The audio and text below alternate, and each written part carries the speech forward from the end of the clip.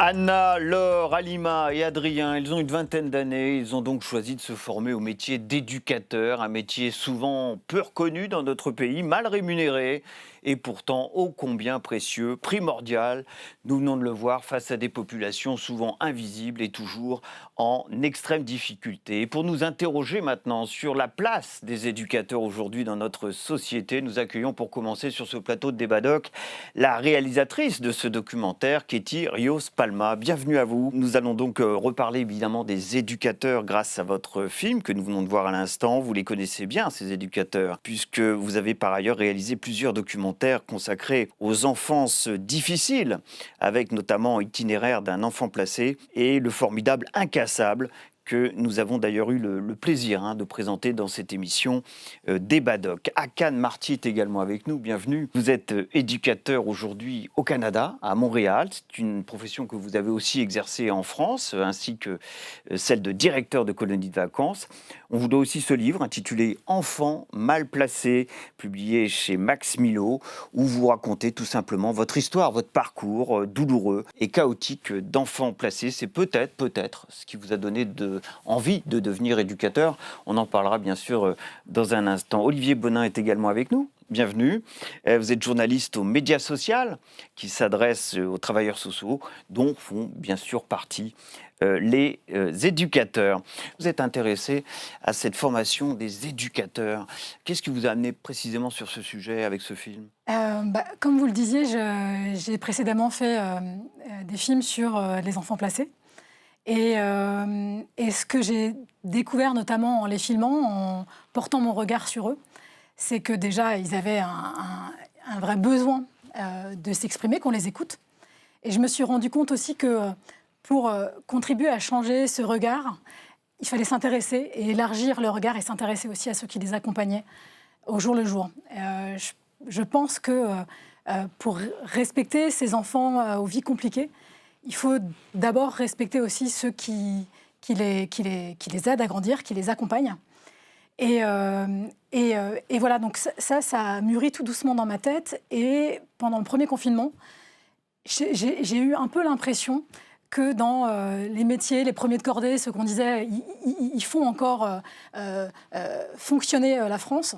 J'avais un peu l'impression de chez moi qu'on parlait assez peu des travailleurs sociaux et notamment des éducateurs. Ouais. Et ça m'a un peu mise en colère. On dit, vous trouviez que c'était les oubliés. Là, l'invisibilité, les oubliés de cette période. Exactement. Parmi ces travailleurs sociaux. Exactement. Qui étaient effectivement en première ligne durant cette crise sanitaire. Hakan, vous êtes reconnu à travers ce parcours de formation des jeunes. Est-ce que vous-même, vous avez suivi ce même type de formation pour devenir éducateur ?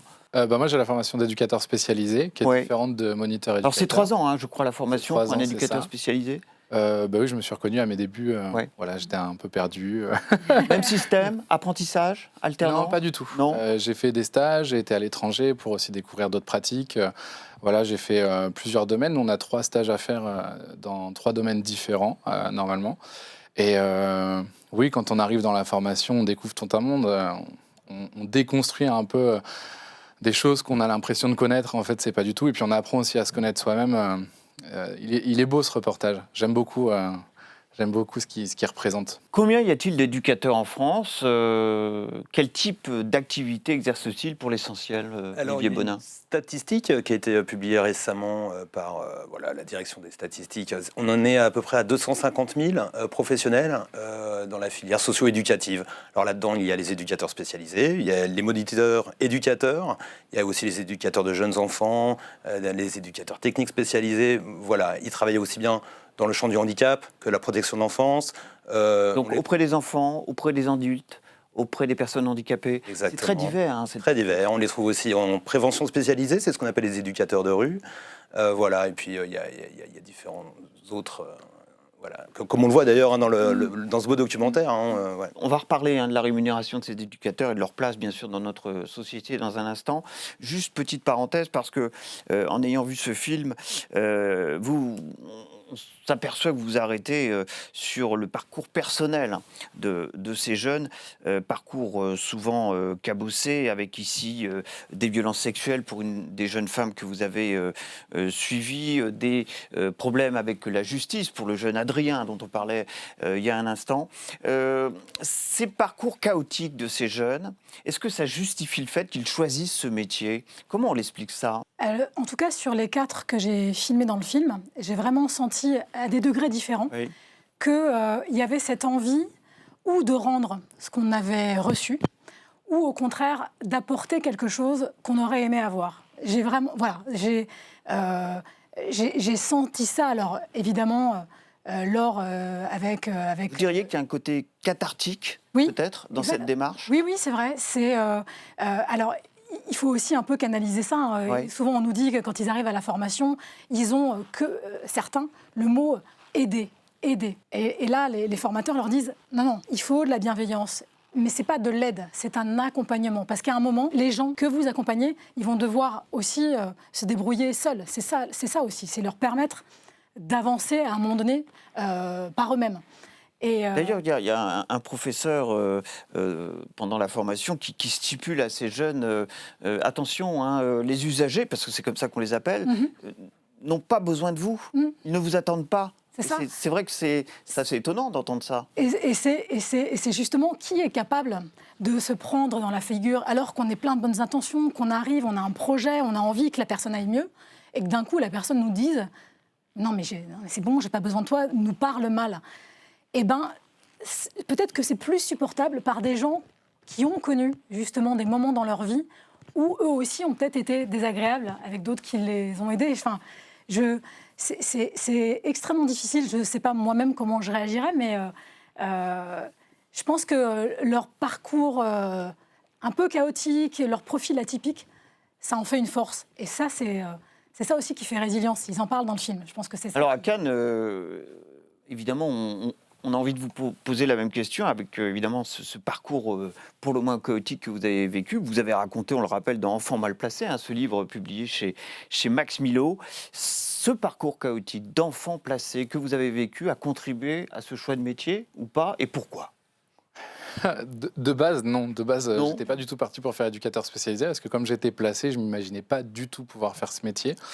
C'est les rencontres que j'ai faites dans ma vie et puis mon parcours professionnel via l'animation qui m'a emmené là-dessus.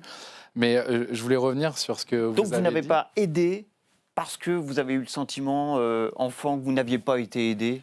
Justement. Non, pas du tout, D'accord. pas du tout. Je voulais vraiment acquérir des compétences professionnelles et du coup, je pense que les gens qui sont dans cette formation sont des personnes qui sont vraiment résilientes. Et c'est vrai que c'est un accompagnement qui est là-dedans, c'est pas du tout de l'aide. Et il y a une chose qui est importante à se dire par rapport au métier du social. Je pense que ce qui nous donne à tous la conviction de vouloir accompagner les personnes, c'est qu'on voit en face de nous des êtres humains. Mais c'est juste avoir une formation professionnalisante, mais c'est un peu comme chacun d'entre nous, quand on a quelqu'un qui va pas bien ou qu'on sent qu'il a besoin de quelque chose pour l'aider à progresser ou à devenir autonome, on va essayer de faire quelque chose. Nous, dans notre métier, c'est vraiment ça qui va nous pousser à être auprès de tous les publics qui existent. Et parmi les éducateurs, les collègues que vous avez pu rencontrer sur le terrain, vous aviez ce type de profil qu'on a vu dans ce documentaire, de jeunes qui eux, avaient eu bel et bien un parcours difficile qui les avait conduits à exercer ce métier? Ouais, j'en ai eu plusieurs, mais ce qui arrive souvent, c'est que là, la grande surprise dans ce documentaire, c'est que les gens en parlent assez facilement, je trouve. Mais dans le cadre du travail, il y a une sorte de petite honte où il ne faut pas en parler, ou alors on a peur de le dire à l'employeur de ce qu'on a pu vivre, alors qu'en fait, c'est quelque chose que dans notre société, on ne devrait pas avoir peur, ni, je reprends le mot honte, de dire si on a vécu des choses qui peuvent être difficiles, ou que ce soit le cas d'un traumatisme ou une blessure. Je pense qu'on doit vivre avec ça et croire en nous. Donc voilà. Olivier Bonin, sur le profil des éducateurs, qu'est-ce qui vous paraît caractéristique? Est-ce que ce type de parcours difficile peut effectivement conduire peut-être certains plus que d'autres à ce métier, d'après ce que vous avez observé, vous? En tant que journaliste, on l'observe très fréquemment, effectivement. Après, il y a une problématique autour de ça, c'est que on voit bien qu'il y a une vocation qui peut être d'une origine tout à fait personnelle, effectivement aussi bien cathartique, comme vous le disiez, que aussi peut-être de père en fils, comme je crois que c'est le cas d'Adrien. Adrien, Il y a toutes ces origines-là qui permettent de se tourner vers le travail social. Mais après, ça n'empêche pas que c'est un métier, vous le dites aussi tous les deux, de forte technicité. C'est tout un art d'accompagner. On voit comment la patience qu'il faut. On voit aussi je crois que c'est Anna qui se fait copieusement insulter par ce patient qui doit probablement un syndrome de Tourette, hein, je suppose, et elle arrive à être parfaitement patiente. Effectivement, il y a la frustration de ne pas toujours avoir des solutions. Ça doit être très dur quand même. Donc tout ça, c'est un accompagnement dans lequel, voilà, j'ai noté aussi la phrase de ce formateur qui parlait, il y a l'amour qui est dans l'équation, mais dans l'équation, il y a plein de choses, quoi, hein. Donc effectivement, il ne faut pas oublier que ça demande énormément de savoir-faire, de savoir. Et beaucoup de charge mentale. Pour ces jeunes. C'est ce qu'on découvre aussi à travers votre film. Certaines, je ne sais pas si c'est Anna ou une autre des jeunes femmes que vous avez suivies dans ce documentaire, il lui arrive de pleurer en rentrant chez elle, parce que la charge mentale est telle qu'il faut décompresser. Exactement. Et ça, c'est en plus, en fonction de leur parcours, de leur personnalité, enfin, je veux dire, il faut avoir cette possibilité aussi. Là, ils ont la parole dans le film, et parce que moi, je les interrogeais, mais c'est quelque chose, je ne sais pas, d'important de pouvoir verbaliser ces difficultés, de dire, voilà, là, il m'a juste dit, connasse, je sais qu'il le dit tous les jours, et ben aujourd'hui, ça m'a fait du mal. Et de pouvoir le dire, alors que c'est extrêmement difficile, hein, Anna le disait, je rentre chez moi, il y a des fois, j'ai besoin de souffler, de me mettre dans ma bulle, pour pouvoir digérer tout ce que je viens de vivre et puis pouvoir repartir le lendemain. Il y a un moment, il faut un peu comme oublier ce qu'on a vécu pour avoir la force d'y retourner. À quoi ça tient ça? Je ne sais pas. Et pour cela, il faut souvent avoir un conjoint, une famille où on puisse prendre la parole et expliquer et déverser un petit peu cette colère, cette souffrance psychologique, parce qu'elle existe chez ces éducateurs. Exactement. Quels sont, d'après ce que vous avez observé, les principales revendications de ces éducateurs, peut-être à travers ce reportage, peut-être à travers les éducateurs que vous avez suivis à l'occasion d'autres documentaires que vous avez pu réaliser. Est-ce que c'est la rémunération le problème, la reconnaissance, comme ça a été évoqué à l'instant par Olivier Bonin? Où se situe le problème majeur pour ce manque de vocation aussi, que vous venez d'évoquer tout à l'heure? Alors, moi, dans mes films, ceux que j'ai filmés, ils n'avaient jamais de revendications. Enfin, ils étaient, comme je venais les filmer dans le cadre de leur travail, ils étaient tellement investis par ce qu'ils étaient en train de faire. J'ai jamais eu de discussion de j'en ai marre, je ne suis pas assez reconnue. Ou alors si, il y avait des violences peut-être institutionnelles, où on regrette de ne pas être assez soutenu sur un souci avec tel enfant par sa direction. Mais moi, ce que j'ai pu constater, c'est que quand effectivement on travaille à Paris et qu'on touche 1 300 € par mois et qu'on travaille jusqu'à 22 heures et qu'on court pour avoir son dernier RER parce que, évidemment, on habite assez loin en banlieue, parce que c'est juste pas possible de vivre à Paris. Voilà, il y a un vrai problème, en tout cas, de rémunération pour ne serait-ce que vivre aujourd'hui et puis simplement reconnaître tout ce qu'ils font, quoi, tout ce que ça. Et vous faites bien de citer Paris, je crois qu'il y a 20 000 éducateurs sur la seule région Île-de-France, avec un niveau de vie élevé par rapport à des salaires qui le sont pas beaucoup. J'ai noté le chiffre entre 1 600 € net et 1 900 € net en début de carrière, qu'inclurait la fameuse prime de 183 € que vous avez évoquée tout à l'heure. C'est très peu rémunéré, ce métier. Ça fait partie des vrais problèmes, j'imagine, de cette profession. La rémunération et donc une forme de reconnaissance. Ben, je peux en parler, parce que du coup, j'ai été éducateur spécialisé pendant la pandémie en France, avant de partir sur Montréal. Et moi, par exemple, je travaillais en milieu ouvert. Pour les gens qui ne savent pas, c'est travailler à domicile. J'ai été payé 1 350 € le mois, ce qui est vraiment pas grand-chose pour un métier qui est aussi important que les médecins, les infirmiers. La reconnaissance, évidemment. Pendant la pandémie, on n'a pas du tout parlé de ce métier qui est quand même omniprésent dans notre société. Et puis, à l'inverse, c'est qu'avec tous mes collègues, mes amis qui sont dans le social, en effet, il y a beaucoup de personnes, d'une part, qui vont me parler, avec qui on parle, des conditions salariales, parce que les rémunérations sont très basses et j'arrive toujours pas à comprendre pourquoi on n'augmente pas ces métiers qui sont importants. Enfin, j'ai quelques idées, mais voilà.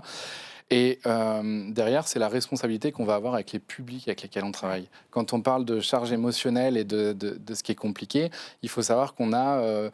alors, c'est peut-être un peu gros de le dire, mais on a la vie des personnes entre nos mains. On va influencer l'avenir des personnes qu'on va accompagner, que ce soit les personnes qui sont dans la rue, les personnes qui sont en établissement ou autres. Donc, c'est une charge immense avec beaucoup, beaucoup de responsabilités. Et non, je pense qu'il manque quelque chose aujourd'hui en France. Je ne suis pas là pour faire des revendications, mais voilà, qu'on soit plus entendu, plus reconnu. Et aujourd'hui, vous travaillez à Montréal. Je travaille à Montréal. Vous êtes mieux payé au Canada que vous ne l'étiez en France. Alors, c'est peut-être pas le même statut. En France, on peut travailler en tant qu'éducateur, à la fois dans le secteur privé et dans le secteur public. Au Canada, vous êtes mieux rémunéré pour un travail équivalent. Vous diriez des choses comme ça? Ouais, c'est quand même mieux rémunéré. Et puis, par exemple, si je vais prendre l'exemple de la Suisse, où on sait que les salaires sont beaucoup plus hauts, mais le coût de la vie est beaucoup plus haut. Au Canada, on est quand même mieux rémunéré par rapport au coût de la vie. Voilà. En France, on reste sur des difficultés quand même bien présentes. Donc, non. Mais après, j'ai vocation à revenir en France. En France. Je suis pas parti pour le salaire. Hein. Ouais. Olivier Bonin, qu'est-ce qu'on peut dire de... Déjà, il y a un sacré paradoxe. Mal-être, du peu de reconnaissance qu'on sent dans cette profession. Comment est-ce qu'on peut tenter d'y remédier du côté du pouvoir public, à votre avis? Encore un mot sur la rémunération. C'est vrai qu'il y a un sacré paradoxe de vivre à ce point la précarité, alors qu'on est censé notamment aider les plus précaires à devenir autonomes. Donc ça, c'est quand même effectivement un drôle de bagage. Alors, pour aller jusqu'au bout sur la rémunération, est-ce que vous avez un élément de comparaison avec les autres travailleurs sociaux qui ne sont pas éducateurs? Les éducateurs sont moins bien payés en comparaison avec d'autres travailleurs sociaux à l'intérieur de à niveau cet d'études ensemble? légales, je pense que c'est équivalent aux assistants sociaux. Ouais. Il y a des conventions qui font. Ouais, c'est ça. D'accord. Que ce soit dans le public ou dans le privé. Non, ce que je peux dire aussi, c'est que effectivement, il y a ce problème de rémunération qui est très important. Nous, on le sent bien, mais il n'y a pas que ça. C'est vrai que je voudrais citer le travail du Conseil économique, social et environnemental, le CESE, qui actuellement s'est saisi de cette question des métiers de la cohésion sociale. Ils ont fait une consultation en ligne. Oui. Il en est sorti quelque chose d'intéressant, c'est que, déjà il y a un chiffre effarant, c'est que sur près de 5000 répondants, je crois qu'il y a 94% qui répondent « ma situation s'est dégradée en 10 ans ». C'est quand même colossal. Et ce qui revient souvent, manifestement dans les réponses, c'est le problème de temps. Il n'y a pas assez de temps. Donc là, c'est vraiment la qualité de vie au travail, qualité de vie. La possibilité de bien travailler, avec un manque de temps, avec beaucoup de procédures qui sont imposées, ça, les travailleurs sociaux en parlent souvent, voilà, qui empêchent de se consacrer à l'accompagnement vers l'autonomie pour remplir des rapports, des écrits, et avec une surcharge de travail, et en plus de ça, avec maintenant des sous-effectifs, et avec des intérimaires qui viennent pallier le manque d'effectifs. Donc il y a une sorte de cercle vicieux là, qui est préoccupante. Alors, Kitty Rios-Palma nous parlait tout à l'heure du cas d'Adrien, qui a décidé, lui, d'arrêter cette formation, mais pour autant de garder ce métier d'éducateur via l'intérim. Et en regardant, en consultant un petit peu les documents dont on avait pour préparer cette émission, on se rend compte que ça, c'est assez courant. Ces jeunes choisissent plutôt l'intérim que des CDI, des contrats à durée indéterminée, soit du côté de l'État, soit du côté de structures privées. Pourquoi ? Alors, ça se comprend, puisque en y étant en intérim, déjà, ils sont un peu mieux payés, puisqu'ils ont des primes sur la précarité. Ils ont aussi davantage de contrôle sur leur emploi du temps. Ils peuvent dire, non, moi, je ne vais pas travailler ce week-end. Alors que quand on est permanent dans un centre, un foyer pour personnes handicapées, par exemple, là, voilà, on doit bien travailler le week-end. Alors, ça entraîne des grosses difficultés pour les personnels qui sont, eux, en CDI, moins bien payés, qui se retrouvent à combler les cases du week-end. Et puis, c'est douloureux aussi pour les personnes accompagnées, qui n'ont plus des personnes qui les connaissent bien et qui doivent, à la limite, faire connaître leurs particularités. Là, je pense au champ du handicap. Et justement, le CESE, le Conseil économique, a pu le voir de près récemment. Tous les publics qu'ils accompagnent, que ce soit en protection de l'enfance, dans le handicap, on est tous d'accord pour se dire qu'ils ont besoin de stabilité, ces personnes-là. C'est-à-dire d'avoir une personne qu'on voit régulièrement. C'est comme ça qu'on va pouvoir progresser, avancer, construire quelque chose.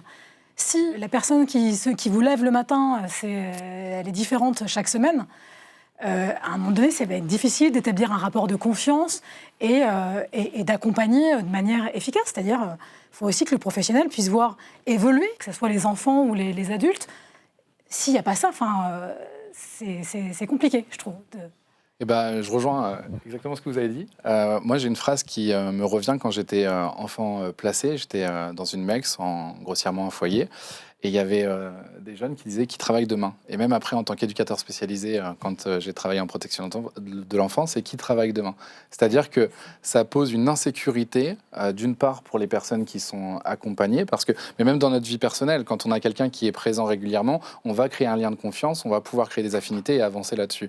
Alors que là, on n'y est pas. Et quand on a des professionnels qui viennent temporairement, ça peut aussi créer une insécurité pour le professionnel, pour l'institution. Et du coup, tout devient bancal là-dedans sur l'accompagnement de la personne. Donc il y a une vraie réflexion à avoir là-dessus, et pour les personnes accompagnées, et pour les professionnels, et aussi pour les institutions, mais pour améliorer la qualité de vie des personnes accompagnées, et surtout après des professionnels en général. Un très grand merci à tous les trois d'avoir participé à ce débat doc. Après, mes premiers pas d'éducateur, c'est votre film qu'on a découvert dans cette émission. Vos réactions, ça sera sur #débatdoc, sur Twitter, bien entendu. Merci aussi à Selma Sali, qui, comme à l'accoutumée, m'a aidé à préparer cette émission. Je vous donne tout simplement rendez-vous pour un prochain débat doc. Ça sera bien sûr avec son documentaire et son débat. À bientôt.